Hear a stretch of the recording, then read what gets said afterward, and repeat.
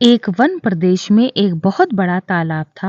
हर प्रकार के जीवों के लिए उसमें भोजन सामग्री होने के कारण वहां नाना प्रकार के जीव, पक्षी, मछलियां, कछुए और केकड़े निवास करते थे।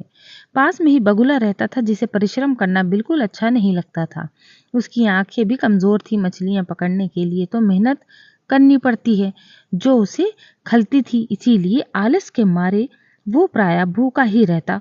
एक टांग पर खड़ा यही सोचा करता कि क्या उपाय किया जाए कि बिना हाथ पैर हिलाए रोज भोजन मिले। एक दिन उसे एक उपाय सूझा, तो वो उसे आजमाने बैठ गया। बगुला तालाब के किनारे खड़ा हो गया और लगा आंखों से आंसू बहाने। एक केकड़े ने उसे आंसू बहाते देखा, तो वो उसके निकट आया और पूछने लगा, मामा, क्या बात है?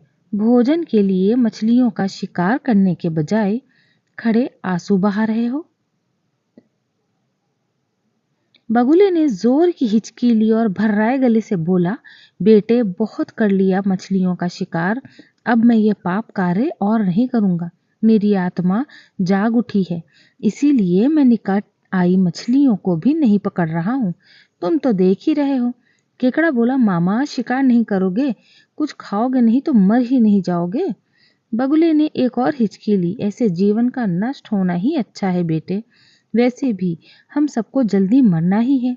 मुझे ज्ञात हुआ है शीघ्र ही यहाँ 12 वर्ष लंबा सूखा पड़ेगा।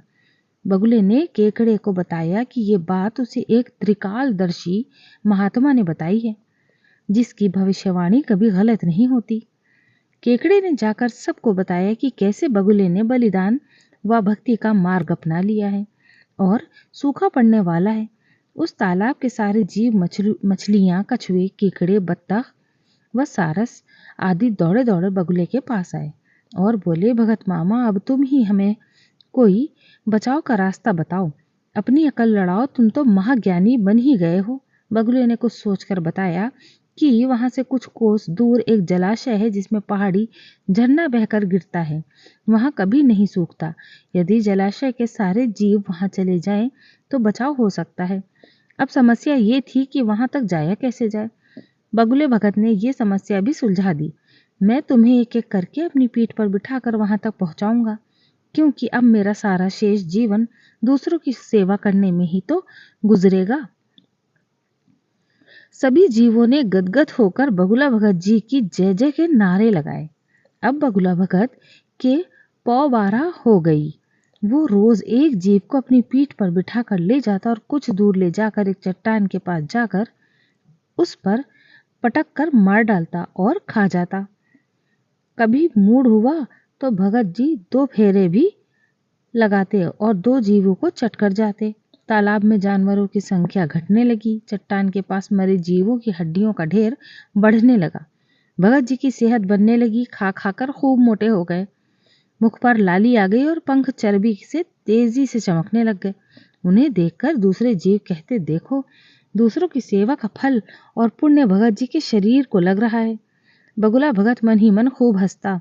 वो सोचता कि देखो, दुनिया में कैसे कैसे मूर्ख जीव भरे पड़े हैं, जो सबका विश्वास कर लेते हैं। ऐसे मूर्खों की दुनिया में थोड़ी चालाकी से काम लिया जाए तो मजे ही मजे हैं। बिना हाथ पैर हिलाए खूब दावत उड़ाई जा सकती है। बहुत दिन यही क्रम चलता।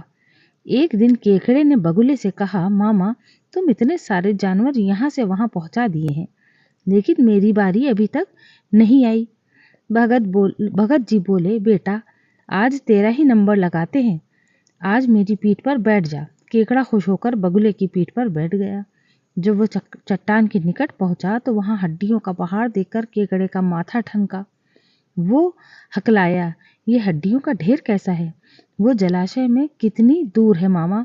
बगुला भगत ठा ठा करके खूब हंसा और बोला, मूर्ख, वहां कोई जलाशय नहीं है। मैं एक एक को पीठ पर बिठाकर यहाँ लाकर खाता रहता हूँ। आज तू मरेगा। केकड़ा सारी बातें समझ गया। वो सिरा उठा, परंतु उसने हिम्मत न हारी और तुरंत अपने पंजों को आगे बढ़कर उसने दुष्ट बगुले की गर्दन दबा दी और तब तक दबाए रखी जब तक उसके प्राण पखेरु न उड़ गए।